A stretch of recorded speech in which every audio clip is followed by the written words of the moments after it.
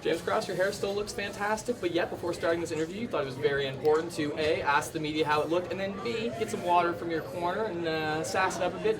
Your hair looked fine, a testament to how quickly you got the job done, but are you really that worried about the cosmetic stuff at this point?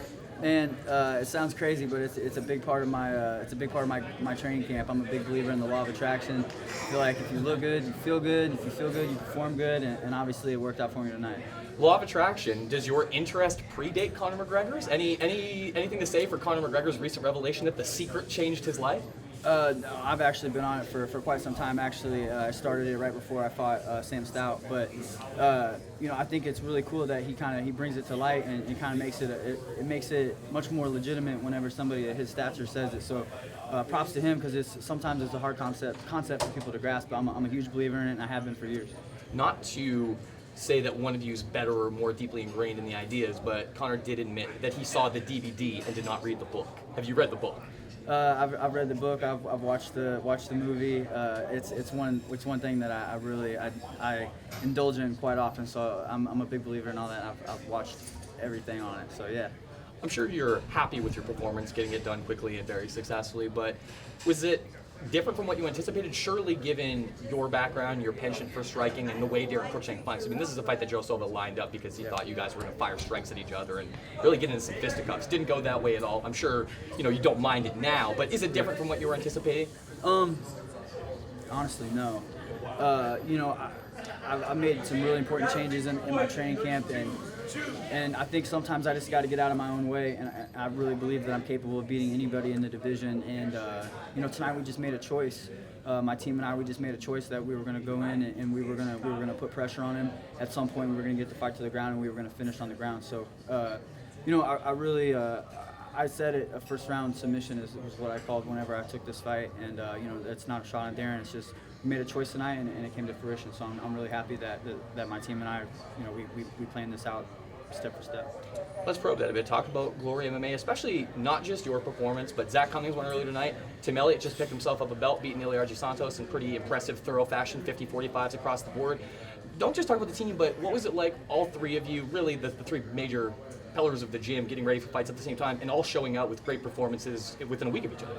Yeah, I think that's just a statement that says, our gym is legitimate. We have other guys fighting on major organizations, and we're all in the gym at the same time. Whenever you get that synergy going, it's really tough. Where 2 + 2 no longer equals 4. 2 + 2 may equal 50 or 100. We get together, and we train, and you feel the energy and the vibes, and it makes a difference. And it sounds crazy, but it really makes a big difference. And I think that's why you've seen a lot of great performances out of our team over the last month or two.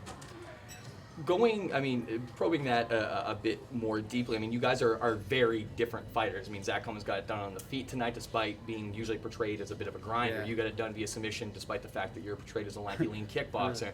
Tim Elliott, his style is like just a clouded dust, whirlwind cartoon type stuff. Talk about how, despite being different sizes in different places, you guys all kind of offer something, because you're very different as fighters. Yeah, man, our goal is we want to have fun. You know what I mean? We go out there, we want to have fun, and I think traditional martial arts and the funky stuff is not just making a comeback, but it's not to bring up Conor again, but he's bringing back traditional martial arts. The stuff that we're doing, there's not many people training it, so it throws people off whenever you get in there and you start throwing crazy kicks, and whenever you're doing the reverse ollie shuffle like Tim's doing in his fight.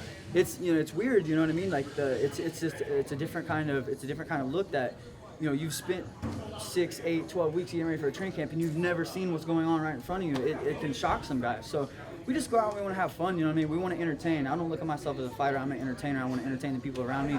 That's why I started this sport. I don't fight to win and lose. Obviously, it's always great to win, but I would rather lose a exciting fight than win a boring decision. Talk about being the James Krause. Have you ever met the other James Krause? Curiously enough, another mixed martial artist from Missouri with your name? No, he's actually not another fighter. So I went to college, and there was another guy named James Krause, and he took all the Facebook, at the time MySpace, he took all the damn domain names. So I had to come up with something else, and I didn't want to put 155 or anything like that, because at the time I was fighting on Access TV and kind of jumping around weight classes and stuff. So I couldn't think of anything else. I didn't think the stupid thing would stick. You know what I mean? I don't even like the name, but I have to go with it now. It's kind of my thing now, so I roll with it. It's a fantastic nickname, but you know that some countries, some languages don't even have the definite article. Like if you were in Russia, they would have no idea what it even meant because there's no equivalent to the. Yeah, it makes it much more mystique. I did that on purpose.